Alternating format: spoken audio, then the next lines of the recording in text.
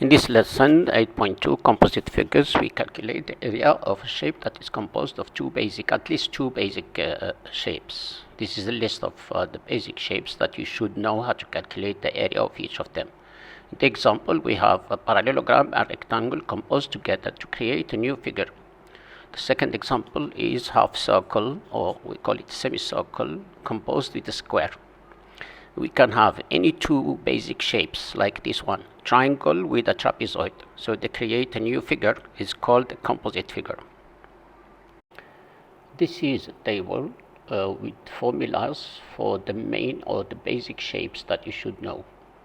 For the parallelogram, the area is base times height.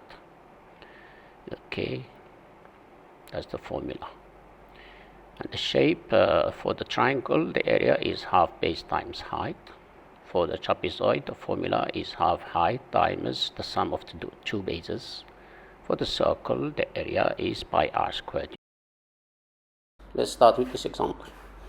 So you need to find the area of this shape. It's composed of semicircle, half circle, and a triangle.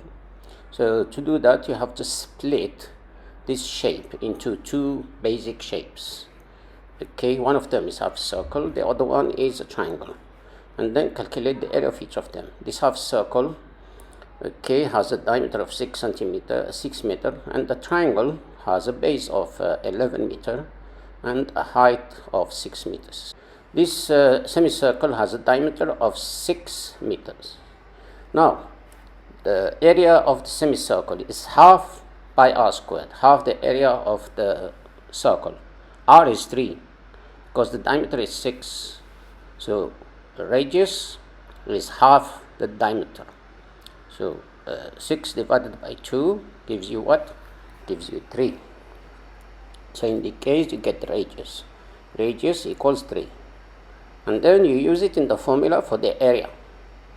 So the area pi r squared. Okay, so r equals 3. Substitute and calculate. And then you get your area for the semicircle. The triangle, just half base times height. The base is 11. Okay, so you use this as a base. And the height is 6. So that's your height. You substitute in the formula and you calculate to get 33. Now, after you find the area of each part, add them together, you get the total area, which is 47.1. Now try this question. Let's now look at this example. Find the area of the shaded region. It's blue color. The shading is blue color. Okay, so it's the area of a rectangle, and subtract the four triangles. They are congruent. Okay, they are 4 triangles. They cut them. Okay, from the rectangle. You need first to calculate the area of the whole rectangle as it is. Length times width, very simple, you get 60. So the area of the whole rectangle, the length is 12 and the width is 5. Okay, multiply them to get your area for the rectangle. Yeah, equals 60. We calculate the area of the triangles. So let's get this triangle, let's zoom it so we can have a clear picture. It is the two sides, the base and the height are 1 and 1. They are given in the diagram. Okay, this is right triangle. So the area 4 times the area of triangle. Why 4? Because you have 4 triangles. They cut 4 triangles all around. Okay, so you calculate the area of each of them, which are equal, and multiply by 4. Okay, what is the base and the height? The base and the height are 1. Simplify to get total area of 2. Finally, the area of our composite shape is 60 minus 2. The area of the rectangle minus the area of the 4 triangles. Okay, and we get an answer of 58 centimeters squared. Now try this question, question 20.